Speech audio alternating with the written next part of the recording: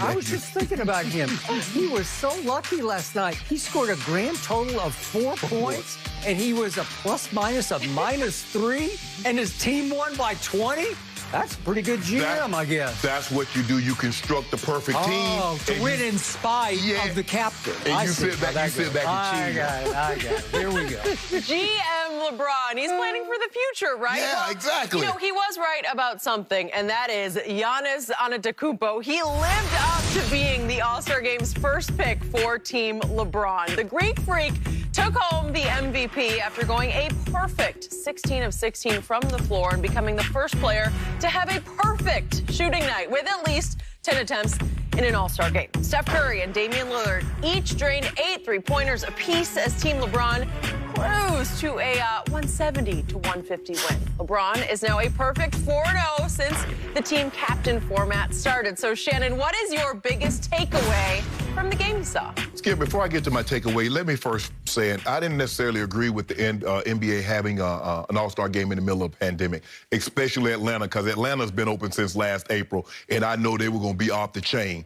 But since they did, the money that they raised and the awareness that they brought to HBCUs, the Thurgood Marshall Fund, LeBron James, his team played for that, $1.25 million. The United Negro College Fund, $500,000 for KDs. So thank you, Commissioner. Thank you, Chris Paul, because Chris Paul has been, even though he didn't attend an HBCU, Skip, he's been at the forefront of this and bringing attention and raising money for HBCU. So I want to thank the NBA for doing that. But LeBron was very anti even playing the game at all. He said it was a slap in their face. Yes, and I think, Skip, but give him credit.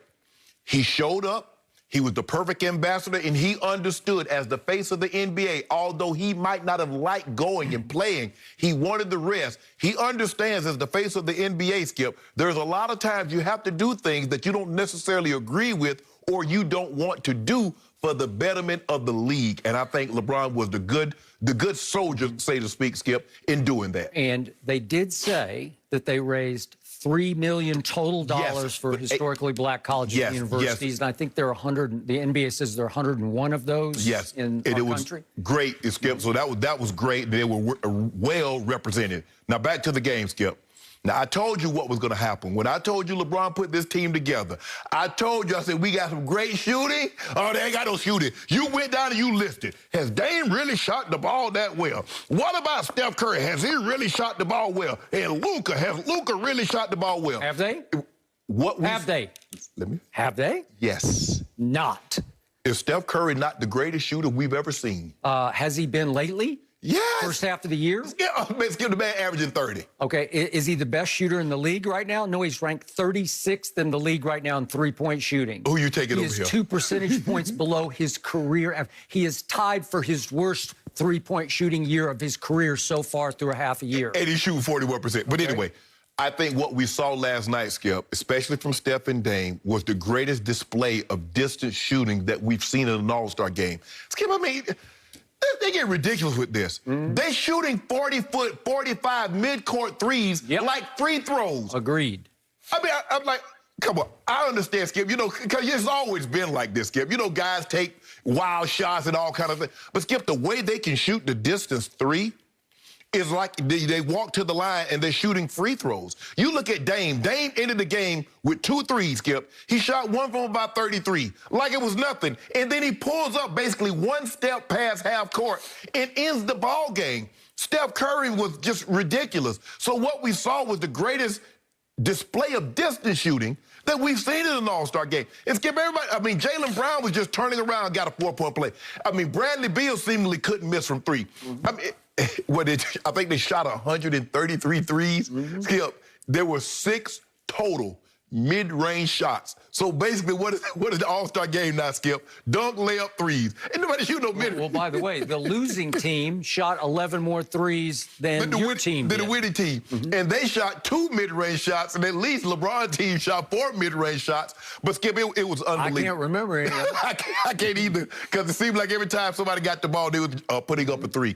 But it just goes to show you where the game has gone and where it's heading, that no one even wants to attempt a mid-range shot. But the All-Star game has always been about the fans, although there were no fans there, Skip. What we saw last night from Dame and Steph was unbelievable. I mean, I don't think we're getting any argument that the greatest shooter in the history of the game, and he completely changed the game, revolutionized how we see the game, Skip, is Steph Curry.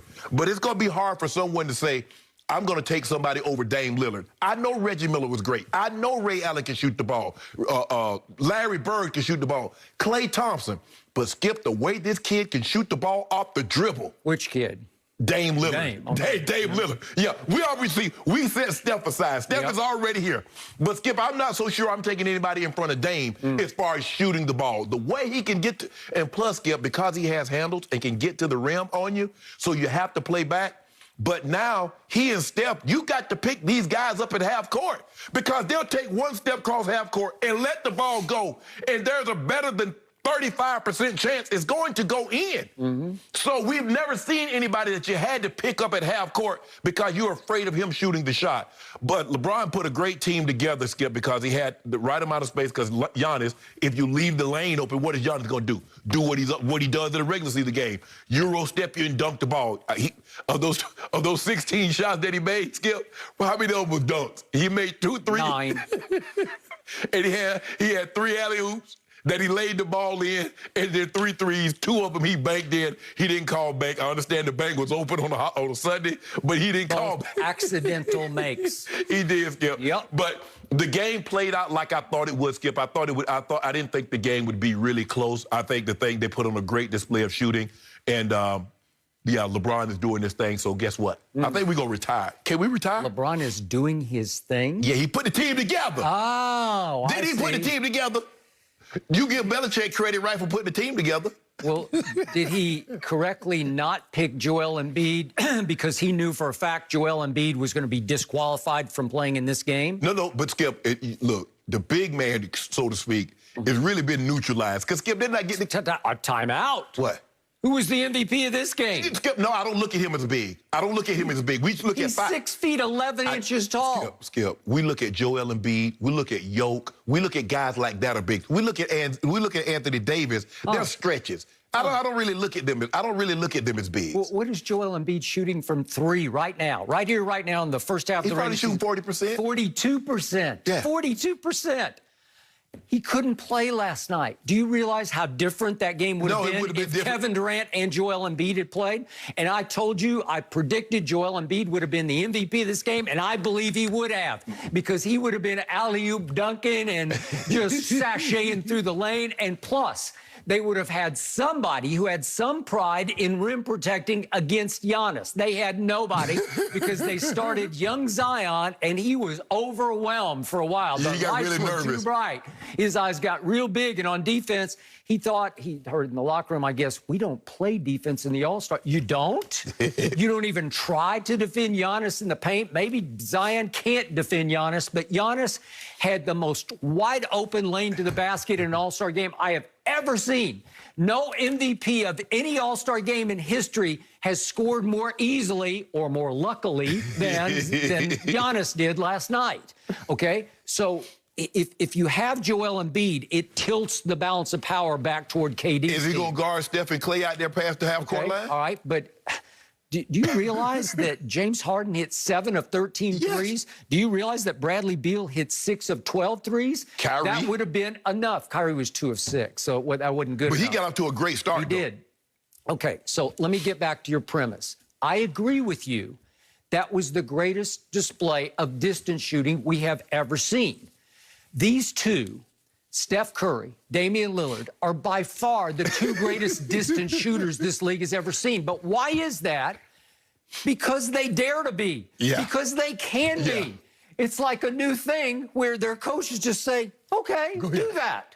You want to shoot a logo 3? I'm good. And Dave is talking about adding that to his actual game. He said, yeah, I'm thinking about shooting in an actual game. Okay, all right. So I got it.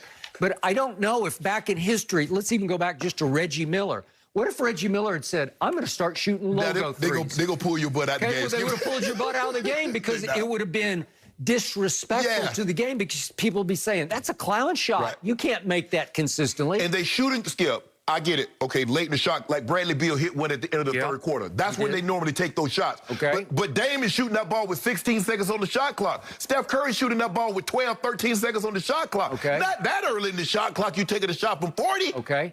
So what if Ray Allen had decided early in his career, I'm going to shoot logo threes? Could he have made them? I'm sure he could have. Would he have as much range as these two? Sure he would have. Yeah. But nobody ever dared to shoot those shots until now. Right. And they have shown that in stretches they can hit enough that it makes it a credible shot. Yes. Now, again, I'll talk about this. I'll save my ammo for this for later. But Steph and Dame in the postseason haven't been able to make as many of these kind of shots. So they really work in all-star games. They really would have worked for the Globetrotters. You know, these are Globetrotter kind of shots. They work in the regular season, Skip, because you play a team, and then guess what? You're on to the next. You're on to the next. But in a playoff series, you focused in on that. Right. And when teams game plan against you to either double you or honor you at the logo, where they're going to stay in tight and hope their rim protectors will take